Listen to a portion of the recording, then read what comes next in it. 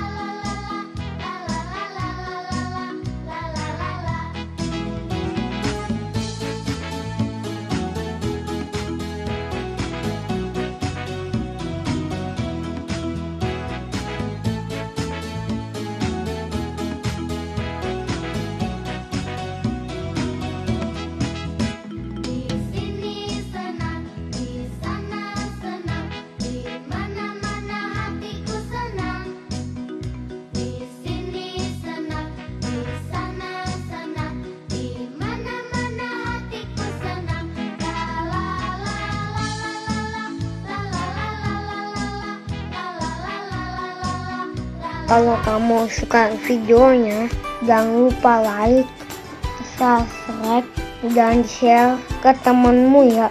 Lalu klik loncengnya biar nggak ketinggalan video terbaru.